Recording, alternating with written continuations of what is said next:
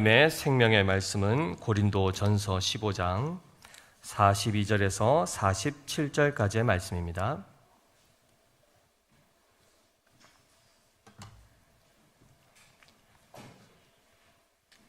신약성경 284페이지 고린도전서 15장 42절로 47절까지의 말씀을 49절까지의 말씀입니다. 제가 봉독하겠습니다. 죽은 자의 부활도 그와 같으니 썩을 것으로 심고 썩지 아니할 것으로 다시 살아나며 욕된 것으로 심고 영광스러운 것으로 다시 살아나며 약한 것으로 심고 강한 것으로 다시 살아나며 육의 몸으로 심고 신령한 몸으로 다시 살아나나니 육의 몸이 있은즉 또 영의 몸도 있느니라. 기록된 바 첫사람 아담은 생령이 되었다 함과 같이 마지막 아담은 살려주는 영이 되었나니 그러나 먼저는 신령한 사람이 아니요 육의 사람이요 그 다음에 신령한 사람이니라.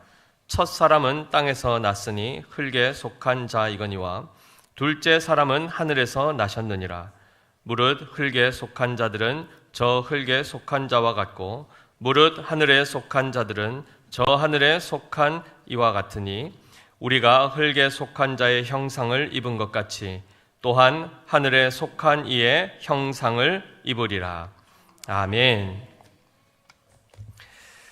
오늘은 성례식이 있는 관계로 어린이 설교는 하지 아니하고 또 우리 장년부 설교도 한 10분 정도 짧게 한 이후 성례식을 거행하고자 합니다. 양해를 부탁드리고요. 자, 오늘은 우리가 부활 주일로 섬기는 날입니다. 엄밀히 얘기하면 1년에 한 번 있는 절기로서 우리는 섬기는 것이 아니라 매 주일이 즉 안식 후 첫날로서 예수 그리스도께서 죽으시고 다시 부활하신 그 날을 기억하고 기념하며 또한 기쁨 가운데 축하하며 우리가 함께 한자리에 모여 예배를 드리는 것입니다. 그 중에 오늘 앞에 현수막에 나온 것처럼 뭐라고 되어 있습니까? 예수 다시 사셨도다. 예수 다시 사셨도다. 오늘의 이 본문에 있어서도 보시면은 다시 살아나며 다시 살아나며 다시 살아나며 다시 살아나나니 라고 되어 있습니다. 그런데 많은 경우 사람들은 이 부활을 믿지 못합니다. 사람이 죽으면 끝인 것이지 어떻게 거기서 다시 살아날 수가 있는가라는 이런 질문을 하게 되고 또 의문을 갖게 되죠. 특별히 오늘 본문에 우리가 읽지는 않았지만 35절, 즉 고린도전서 15장 35절에 보시면 이런 질문이 나옵니다. 누가 묻기를 죽은 자들이 어떻게 다시 살아나며 어떠한 몸으로 오느냐 하리니 라고 되어 있습니다. 한마디로 사람이 죽으면 어떻게 다시 살아날 수 있는가? 그리고 만약에 다시 살아난다 그러면 어떠한 모양으로 다시 살게 되는가를 이제 의문을 갖고 질문을 하는 것에 답으로 지금 오늘의 본문이 쭉 이어져 오고 있습니다. 그 가운데 42절 말씀을 보시면 죽은 자의 부활도 그와 같으니 라고 하며 앞쪽에 나와 있던 본문을 36절을 인용을 하는데요. 어리석은 자여 내가 뿌리는 씨가 죽지 않으면 살아나지 못하겠고 또 내가 뿌리는 것은 장래의 형체를 뿌리는 것이 아니요 다만 밀이나 다른 것의 알맹이 뿐이로되 라고 되어 있습니다. 한마디로 무슨 말입니까? 우리가 꽃을 얻고자 하여도 처음에 꽃 자체를 심는 것입니까? 아니죠. 씨앗을 심게 되어 있습니다. 큰 사과나무에 사과를 얻고자 하여도 처음에 사과 씨를 심는 것이지 나무를 심지 않습니다. 나무 자체를 땅속에 넣지 않죠. 한 알의 작은 알맹이인 이 씨는 그것이 땅에 들어가서 마치 사람이 죽으면 그 시체를 예전에는 매장을 했죠. 그죠? 땅속에 둔 것 같이 죽음으로 그것이 끝나 보이지만 사라진 것처럼 보이지만 그 안에서 어떤 일이 발생합니까? 생명의 역사가 꿈틀거리게 되고 그 옛 알갱이의 껍질이 벗겨지면서 거기서부터 새싹이 올라오고 뿌리가 내리며 나중에 장성한 나무가 되고 꽃이 되어 활짝 아름다운 열매들을 피우게 되는 이 놀라운 역사들을 자연 환경을 통해서도 우리는 자연 현상을 통해서도 보게 되는 것이죠. 마치 그와 같이 오늘 42절 말씀같이 보면 죽은 자의 부활도 그와 같으니 썩을 것으로 심고 썩지 아니할 것으로 다시 살아나며 욕된 것으로 심고 영광스러운 것으로 다시 살아나며 약한 것으로 심고 강한 것으로 다시 살아나며 육의 몸으로 심고 신령한 몸으로 다시 살아나나니 육의 몸이 있은즉 또 영의 몸도 있느니라. 이렇게 말씀하십니다. 사랑하는 성도 여러분, 사람이 죽었다가 부활하는 것 과학적으로 증명되었습니까? 안 되었습니까? 되었지 않았습니다. 왜냐하면 그 이후에, 즉 죽음 이후를 현생에 있는 사람이 갈 수 없기 때문에 연구나 조사를 할 수가 없지요. 그런데 우리는 이 부분을 어떻게 믿게 되는 것입니까? 실제로 죽은 자가 부활하는 것을 우리는 본 적도 없고 스스로 경험도 못했으나 이것을 우리는 어떻게 믿을 수 있습니까? 맞습니다. 하나님께서 그렇다 이렇게 선언을 해주셨고 하나님이 진리시고 참되시며 거짓이 없으시다는 그 믿음 안에 이 성경이 바로 하나님의 그 약속이 기록된 그 말씀임을 알기에 우리는 과학적 증명이나 사람들의 증언보다 하나님의 말씀을 기초하여 그 신앙 고백을 하는 것입니다. 아멘이시죠? 부활이 있습니까? 없습니까? 있습니다. 죽은 자의 부활은 가능합니까? 불가능합니까? 반드시 가능합니다. 누구의 능력으로 말미암은 것입니까?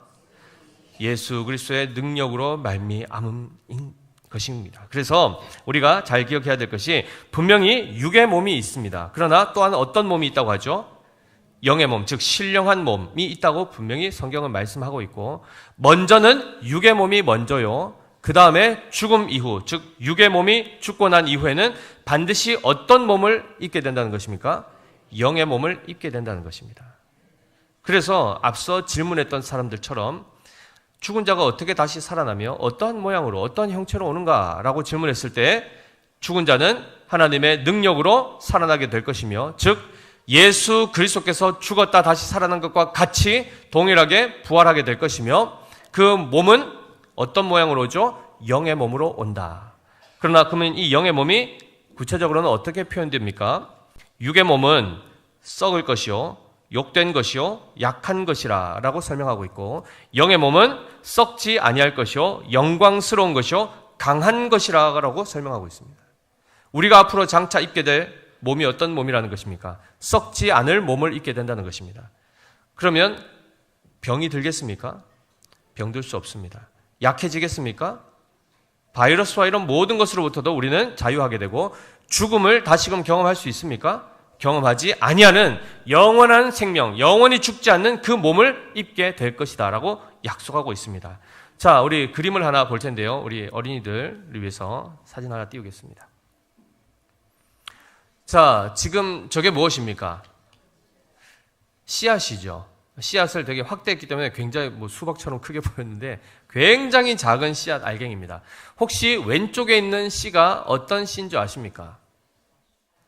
살구씨. 오른쪽에 있는 씨는 뭐 같습니까? 잘 모르시겠죠? 그런데 잘 보십시오. 지금 이것은 작은 알갱이로서의 씨입니다. 그런데 이것이 땅에 심겨져서 썩은 이후에, 즉 지금 저것은 썩을 것이요 약한 것이요, 그렇죠? 그러한 형체로 되어 있고 욕된 것이라고 되어 있는데 한번 이쁩니까? 안 이쁩니까? 전혀 이쁜 모습도 없죠, 그죠? 그래서 썩을 것이요 욕된 것이요 약한 것으로 지금 표현되는 이 씨앗이 나중에 심겨서 자라나면 어떤 것이 되는지 한번 잘 보십시오. 왼쪽 것과 오른쪽 것이 씨앗이 다른 종류입니다. 자, 나중에 형태가, 죽음 이후에 형태가 어떤 형체를 갖게 되는지 넘겨주십시오. 왼쪽 씨가 뭐였습니까? 장미꽃 씨였습니다. 오른쪽 씨가 뭡니까? 바오밥 나무라는 아프리카의 엄청 큰 나무입니다. 거대한 나무입니다. 과거의 모습으로 보면 아주 작은 씨, 그 이후의 형체가 어떤 영광스러운 형체가 될지 알 수 있습니까? 없습니까? 씨 자체만을 보고는 알 수가 없다는 것입니다.